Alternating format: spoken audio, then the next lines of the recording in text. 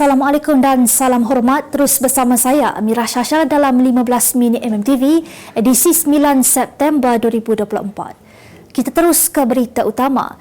Keterangan Ahli Parlimen Seputih Teresa Kok berhubung siasatan isu pensijilan halal akan diambil pihak Polis Diraja Malaysia PDRM esok.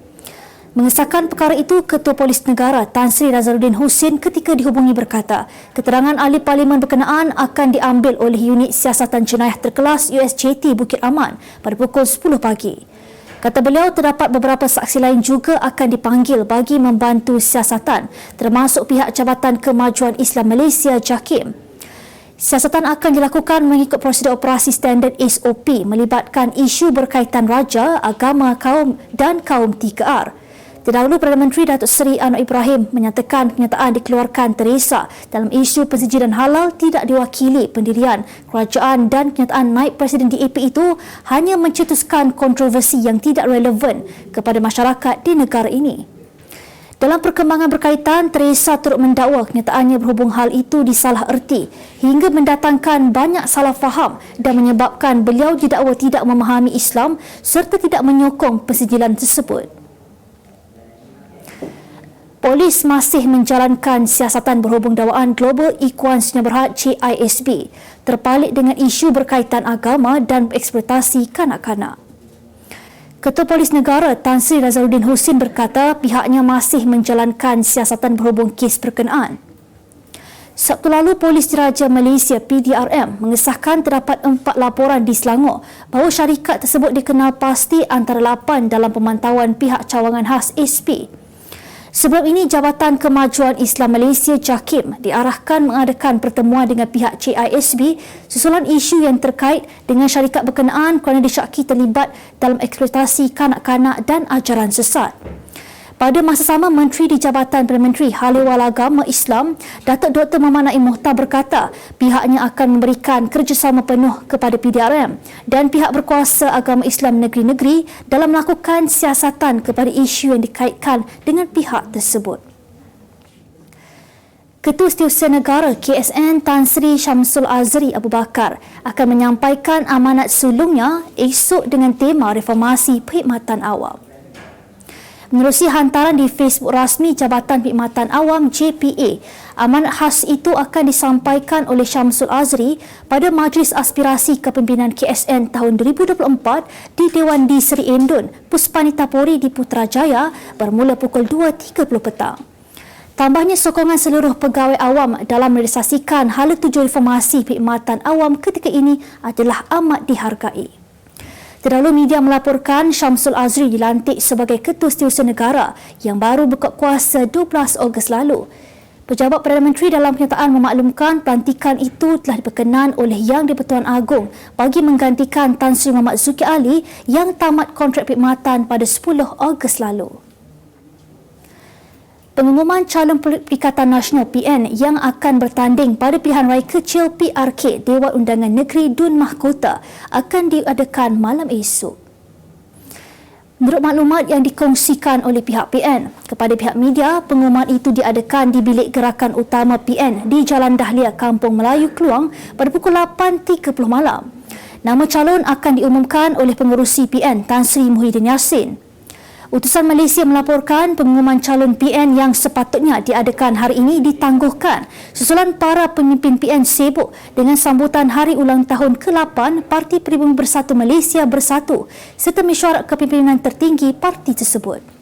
Terdahulu, Barisan Nasional telah mengumumkan calonnya Syed Hussein Syed Abdullah untuk mempertahankan kerusi tersebut pada Sabtu lalu. PRK Dun Mahkota diadakan susulan kematian penyandangnya Datuk Sharifah Azizah Syed Zain 63 tahun pada 2 Ogos lalu akibat pendarahan dalaman.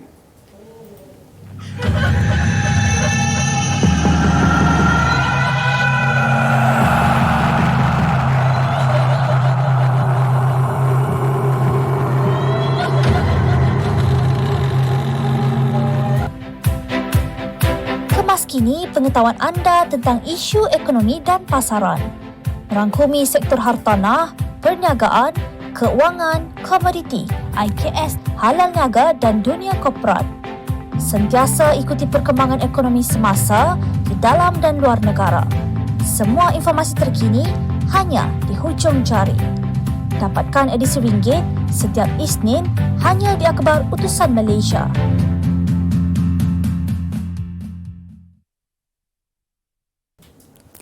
Kita kembali lagi. Polis Perak akan memohon bantuan daripada pelbagai agensi termasuk Polis Antarabangsa Interpol bagi mengesan wanita warga Indonesia yang dipercayai terlibat dalam kes penemuan mayat bayi yang tertanam di bawah lantai simen di Taman Seri Rokam Ipoh bulan lalu. Ketua Polis Perak Datuk Azizi Mat Aris berkata permohonan mendapatkan bantuan agensi berkenaan akan dibuat sekiranya suspek didapati telah kembali ke negara asal.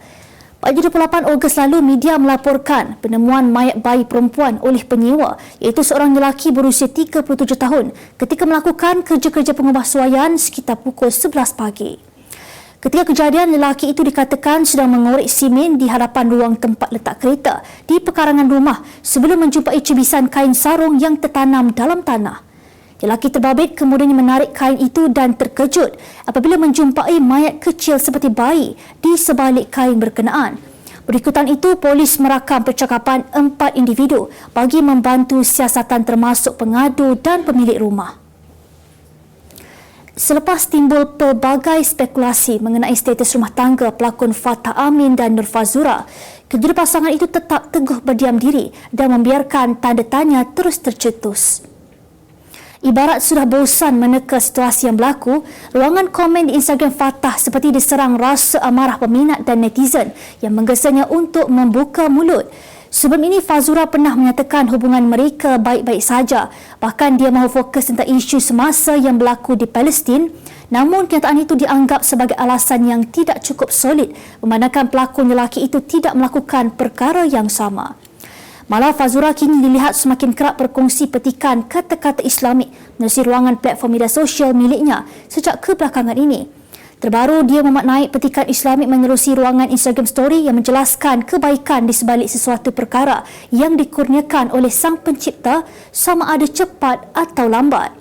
Fatah dan Fazura telah mendirikan rumah tangga pada 27 November 2017. Hasil perkahwinan tersebut, mereka telah dikurniakan seorang cahaya mata perempuan, Nur Fatimah Aisyah, 3 tahun. Kita ke berita dunia. Seorang lelaki warga negara Sweden kecewa selepas dia menyerahkan wang sebanyak RM46,281 kepada seorang wanita Thailand yang berjanji untuk berkahwin dengannya.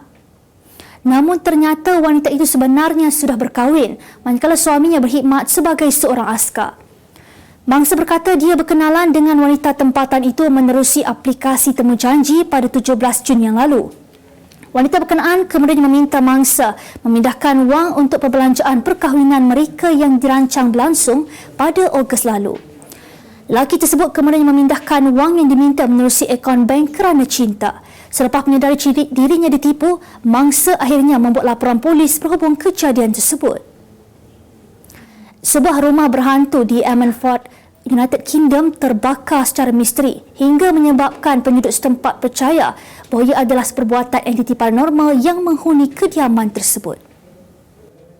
Rumah kosong itu terbakar pada minggu lalu di tingkat atas yang melibatkan bahagian bumbung, namun tiada sebarang kecederaan dilaporkan. Menurut seorang penduduk setempat, Gwyn, 52 tahun, dia yakin bahawa rumah itu dibakar oleh hantu kerana kediaman tersebut dikenali sebagai lokasi yang mempunyai pelbagai kisah misteri sejak era 70-an.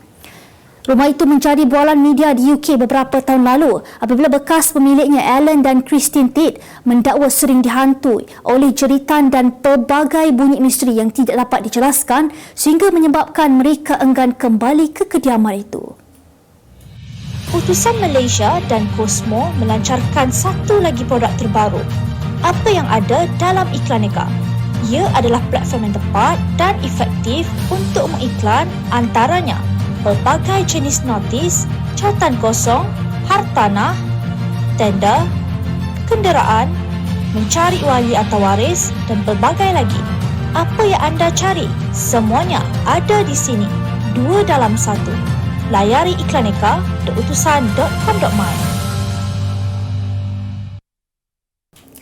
Kita kembali lagi beralih ke berita ekonomi. Jabatan Pengangkutan Jalan JPJ hari ini memperkenalkan rekaan plet khas JPJ E-Plate untuk kenderaan motor tanpa pelepasan ZEV termasuk kenderaan elektrik EV. Menteri Pengangkutan Anthony Loke Siu Fook menyifatkan pelaksanaan itu sebagai strategi serampang dua mata kerajaan untuk insentif tambahan demi menggalakkan penggunaan kenderaan tersebut selain meneruskan langkah pendigitalan. Tambahnya pelaksanaan JPJ E-Plate adalah inisiatif kerajaan untuk melipat gandakan usaha dalam meningkatkan keselamatan jalan raya dan mewujudkan evolusi baru dalam sistem pengenalan kenderaan ataupun Vehicle Identification System VIS yang pintar. Loke turut menambah JPJ E-Plate disertai dengan piawaian baru untuk keselamatan dan kecekapan jalan raya dengan beberapa manfaat utama. Kerajaan mengisytiharkan 2 Jun sebagai Hari Pendidikan dan Latihan Teknikal dan Vocational TVET negara untuk menghargai sumbangan dan kejayaan bidang tersebut dalam memacu pertumbuhan ekonomi negara. Menteri Pendidikan Fadlina Siddiq berkata tujuan Kementerian Pendidikan melancarkan sambutan Hari TVET adalah bagi memperhebatkan program berkenaan di setiap sekolah untuk pelajar mendapat maklumat dan manfaat serta menjadikannya pilihan utama dalam perjalanan pendidikan mereka. Ujarnya pada 2 Jun tahun depan, kira-kira 10,000 buah sekolah di seluruh negara akan meraihkan Hari TVET. Justru pelibatan penuh pelajar dalam bidang TVET juga diharapkan akan melahirkan lebih ramai pakar dalam pelbagai bidang tersebut. Berita sukan, jaguh berbasikal trek negara Datuk Azizul Hasni Awang 36 tahun mengesahkan hasratnya untuk terus terlibat dalam arena sukan itu dan hadir ke Sukan Olimpik Los Angeles 2028 LA28. Bagaimanapun, beliau yang turut dikenali sebagai The Pocket Rocketman masih belum memutuskan sama ada akan beraksi sebagai atlet atau menyertai barisan kejurulatihan. Beliau menyatakan bahawa keputusan tersebut bergantung kepada keadaan kesihatannya serta prestasi semasa menjelang tamasya yang bakal berlangsung 4 tahun akan datang. Beliau yang meraih pingat perak dalam acara Kirin pada Sukan Olimpik Tokyo 2020 masih bersemangat untuk menyumbang kejayaan kepada sukan negara sama ada di trek atau dari luar gelanggang. Azul Hasni juga menegaskan bahawa beliau kini sedang berusaha untuk mendapatkan maklum balas daripada pasukan perubatan dan jurulatihnya mengenai keupayanya untuk terus bersaing di peringkat tertinggi. Sebelum ini, beliau mengumumkan Sukan Olimpik 2024 merupakan pelibatan beliau yang terakhir selepas menjalani pembedahan jantung terbuka pada April 2020 yang lalu. Harimau Malaya sememangnya layak untuk bergelar juara Pesta Bola Merdeka 2024 selepas beraksi cemerlang berbanding Lubnan pada aksi final di Stadium Nasional Bukit Jalil malam tadi. Perkara itu diakui pengendali skuad Harimau Malaya, Pau Marty Vicente, dan menjelaskan anak buahnya berjaya menguasai sebahagian besar permainan. Malaysia yang berada di ranking ke-134 tidak berdepan masalah untuk memberi saingan kepada lawan di ranking ke-116 dunia itu meskipun berdepan kesulitan pada babak kedua. Namun, Harimau Malaya akhirnya berjaya menamatkan badi kemenangan ke atas pasukan The Cedars dan kembali menjulang trofi Pesta Bola Merdeka selepas 11 tahun setelah menang 1-0. Kemenangan ke atas Lubnan menerusi gol tunggal Romel Morales pastinya menjadi detik manis buat Pau Marty yang sekaligus mengatasi pencapaian bekas bosnya Kim Panggon untuk menjulang trofi pertama hanya selepas 2 aksi mengendalikan Harimau Malaya. Sebagai penutup 15 minit MTV hari ini, saksikan laporan cuaca esok Selasa 10 September 2024. Jangan lupa dapatkan akhbar utusan Malaysia dan Kosmo untuk berita-berita terkini dan menyeluruh. Sekian sahaja daripada saya, Amirah Shasha. Assalamualaikum dan jumpa lagi.